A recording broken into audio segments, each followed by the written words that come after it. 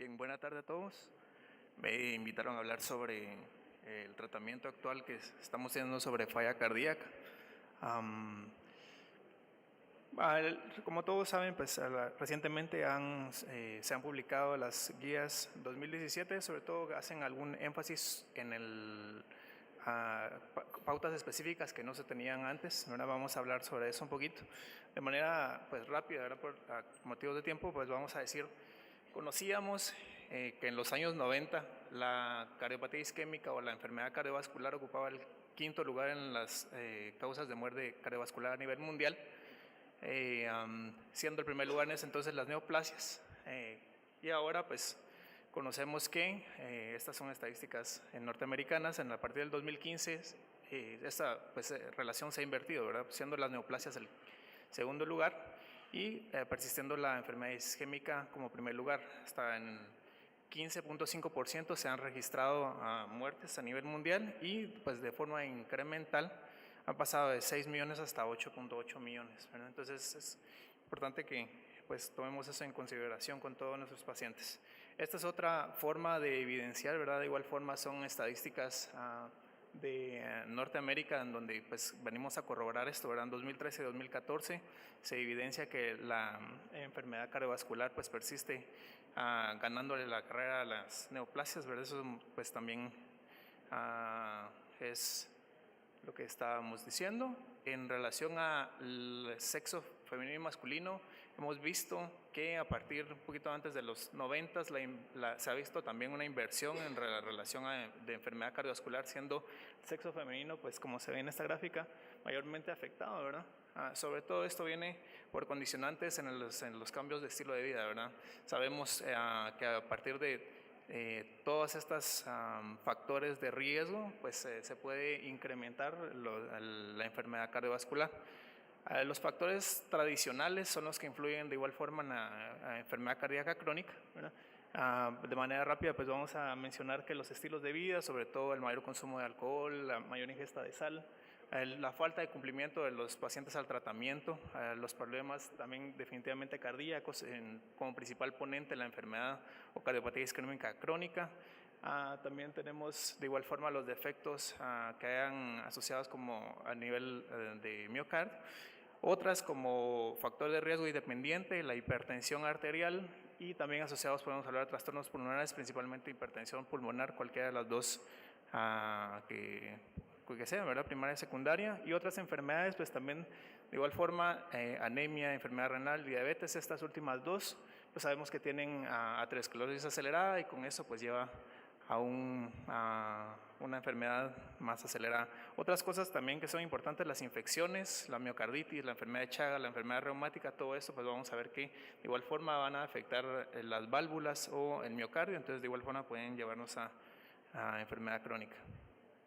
Cuando hablamos entonces de falla cardíaca crónica, sabemos que hay dos escenarios: la falla cardíaca con disfunción diastólica, que es la que hablamos con fracción de expulsión o de eyección normal o preservada, y la disfunción sistólica, que es la que hablamos de falla cardíaca con función deprimida. Como vemos acá, pues la gráfica nos muestra que en la disfunción sistólica lo que vamos a encontrar con el tiempo es que lo que viene es que por la mayor sobrecarga de volumen los ventrículos claudican, y con esto pues lleva a ventrículos más dilatados. Esta frase, de igual forma está en el artículo: la disfunción ventricular limita las habilidades para conllevar las actividades diarias. En esto vamos a tener diferentes escenarios, ¿verdad? Podemos tener, esta es una analogía que hacen como de un burrito con su carga, ¿verdad? Vamos a tener, cuando tenemos un paciente en el que nos encontramos por primera vez, podemos encontrar un paciente con puramente un cuadro de falla cardíaca. Va a estar disnéico con toda la sintomatología que pues todos conocemos, ¿verdad? De igual forma también podemos tener ya un paciente tratado en el que podemos tener ya, como se utilizaba pues probablemente un poquito antes de los años 90, cuando pues el arsenal terapéutico era un poquito más limitado, pues esto, ¿verdad? La estimulación, pero esto sabemos que esto va a estar condicionado por la dosis dependiente. Va a llegar un momento en el que el paciente ya no va a responder. Entonces al final de cuentas sabemos que la digoxina no es una de las pautas terapéuticas que regularmente se establecen actualmente. También tenemos pues también un paciente que está pues en cierta forma más aliviado, en el que podemos instaurar diuréticos, YECAS o ARA2. Y pues en este vamos a ver que lo que vamos a hacer es que vamos a disminuir la carga y vamos a tener pues alguien con menos sintomatología y menos signos de falla cardíaca. O también podemos tener un paciente en el que si disminuimos la frecuencia a la que está la falla cardíaca, podemos disminuir el consumo de oxígeno y la energía que consume, ¿verdad? Entonces con eso también podemos mejorar al paciente. Entonces, para falla cardíaca crónica sabemos que son 4 estadios, perdón. El primero es el estadio A, el paciente que pues sabemos que no tiene síntomas, que no tiene enfermedad estructural, pero sí va a tener factores de riesgo. Es un paciente que está definido como paciente en riesgo, paciente que va a tener hipertensión, diabetes o enfermedad arterial. Luego de esto, sí, a pesar de esto, hay daño a las estructuras cardíacas, pues ya vamos a tener un estadio B en el que sí tenemos afección miocárdica, pero aún no vamos a tener sintomatología. Estos estamos hablando de los pacientes con infarto de miocardio previo o también pacientes con enfermedad valvular, por ejemplo. Luego de que ya tenemos un paciente con enfermedad estructural, puede evolucionar al estadio C, que es un paciente con síntomas y con enfermedad estructural. Entonces, luego de esto, el continuum de todo esto es que al final de cuentas, si el paciente no se controla bien, puede caer en un estadio C o un estadio refractario en el que probablemente las pautas terapéuticas ya no van a ser suficientes, sino que pues, debemos apoyarnos en algunas otras cosas como dispositivos de asistencia ventricular o resincronizadores como sea necesario, ¿verdad? Entonces es una forma de ejemplificarlo. Este es un resumen más o menos de cómo es que ha evolucionado el tratamiento desde, como les comentaba, probablemente antes de los 80 hasta actualmente. Vemos que entre más ha sido el tiempo, más son las opciones, ¿verdad? Antes pues esto se limitaba a diuréticos y digitales. Luego de que comenzaron los primeros estudios a finales de los años 90 o en la mediados de los años 90, cuando comenzaron a ver que los YECAS pues funcionaban, pues se aumentó el arsenal. Luego de esto vinieron a finales de los 90, probablemente en el 99, se adicionaron la espironolactona, ¿verdad? Y los beta bloqueadores, y así es como hemos ido evolucionando hasta con lo que les comentaba, los dispositivos de los cardiodesfibriladores o la terapia de resincronización. Y pues también vamos a comentar sobre el tratamiento de las últimas guías en relación a la anemia. Esta es una gráfica que cuando la vi me gustó porque es como prácticamente los pilares de tratamiento de falla cardíaca, ¿verdad? Todos sabemos que un paciente óptimamente tratado debe ser tratado con un IECA o en su defecto por falta de tolerancia con ARA2, un beta bloqueador y diuréticos, ¿verdad? En este caso, pues el que ha demostrado mayor beneficio para pacientes con falla cardíaca es la espironolactona. Entonces, en esta pues se ejemplifica cómo es que ha disminuido en cada familia de medicamentos la mortalidad, ¿verdad? Vemos que sobre todo con el beta bloqueadores ha tenido el mayor beneficio. Entonces, así como está el resumen, pues esta es la evidencia, ¿verdad? Son estudios que ya pues tienen varios años, el que les comentaba primero, ¿verdad? Comenzaron a estudiarse con los YECAS, el Consensus, que fue un estudio realizado con enalapril versus placebo, en el que definitivamente se evidenció que a lo largo de 12 meses, específicamente para mortalidad cardiovascular, el riesgo de disminución comparado con placebo, ¿verdad? Pues 27%. Por lo tanto, en la guía 2016, así como se ha visto en las guías previas, pues se recomienda adicionado a principalmente un beta bloqueador. Entonces, esa es una clase 1A de recomendación, ¿verdad? El siguiente, pues el grupo, como les decía, cuando no hay tolerancia de YECAS, pues entonces tenemos la siguiente opción que es el ARA2. En este estudio, el CHARM Alternative. De igual forma, publicado en 2003, en el que se evaluó el riesgo de muerte cardiovascular o riesgo por falla cardíaca y rehospitalización, vemos que de igual forma, comparado, sí hay un riesgo aproximadamente de 5%, ¿verdad? Con un riesgo de 0.85, es decir, menos de 1, lo cual le confiere un factor protector. El siguiente, pues, ya comenzaron a estudiarse de igual forma a finales de los años 90. Este es un estudio publicado en Lancet 1999, donde se estudia en el CIVIS-2 el tratamiento adicionado con beta bloqueadores, específicamente en este caso el bisoprolol, en donde vemos las curvas, la verdad que esto está en días y vemos cómo a partir probablemente después de los 100 días la mortalidad pues definitivamente es significativa, un 34%, era lo que mirábamos en la gráfica también, ¿verdad? El siguiente también realizado con el Copernicus, ¿verdad? Realizado también con un beta bloqueador que es el carvedilol, que pues tuvo mucha boga en el 2000.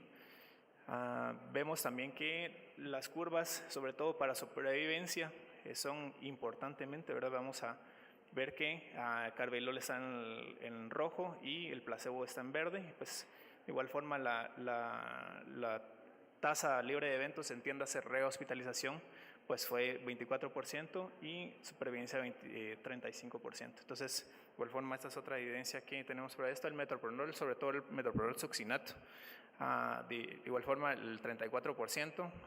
Esta es mortalidad acumulada. Entonces vemos metoprolol de rojo, de igual forma, con menor mortalidad en el transcurso de los meses, ¿verdad? Entonces, lo que estábamos hablando, principalmente hablar de falla cardíaca con fracción de expulsión baja, ¿verdad? Entonces debemos adicionar el tratamiento a beta bloqueadores, un IECA, ¿verdad? Entonces así como hablamos de IECA y beta bloqueador, de igual forma lo hacen de nuevo. En la guía 2017 lo ponen como pues una pauta de que sobre todo habían estudios previos, ahora hay estudios recientes donde de igual forma se maneja la evidencia. Lo siguiente son los estudios con diuréticos, los antagonistas de mineralocorticoides, y el principal estudio que tenemos que está publicado en New England en 1999 es el RAILS, donde a pesar de tener la terapia estándar, ¿verdad?, con diuréticos de ASA e IECAS, adicional a espironolactona, reduce un 30% el riesgo también de progresión de falla cardíaca refractaria. Entonces, con esto tenemos que los pacientes que tengan falla cardíaca deprimida, adicionar a esto pues es una clase de recomendación 1A, y lo más reciente que hemos estado manejando a partir del año pasado es, como ustedes habrán ya conocido, la molécula de BIMA, ¿verdad?, que es el sacubitril/valsartán. Para los que pues pueda ser nuevo el concepto, sabemos que la molécula está basada en dos componentes, que es el valsartán, un ARA2, y el sacubitril, ¿verdad? El sacubitril tiene el mecanismo específico que va a inhibir la neprilicina, que es una de las moléculas que escinden los péptidos natriuréticos, y con esto, al escindir esto, pues vamos a ver que los péptidos natriuréticos lo que causa es una mayor vasodilatación, ¿verdad? Con eso pues vamos a incrementar la diuresis a nivel de filtrado renal, y con eso pues se mejoran los síntomas de falla cardíaca. Eso es por un lado, y por el otro pues el que conocemos del mecanismo de los ARA2, ¿verdad?, como para inhibir el AT1, ¿verdad? Con eso pues evitamos la vasoconstricción, la hipertrofia ventricular y el remodelado ventricular. Es decir, el principal ponente acá es la angiotensina, que es la que va a hacer todos los cambios a nivel de remodelado ventricular, ¿no? Entonces, eso es por ese lado. El estudio que soporta la evidencia de esto es el Paradigm Heart Failure, donde se demostró una reducción del 20% o en comparación con enalapril, ¿verdad? Entonces vemos que esto se publicó el 2015 en New England, ¿verdad? Entonces también es una terapia que resulta óptima, y esto va a tener unas pautas específicas, ¿verdad?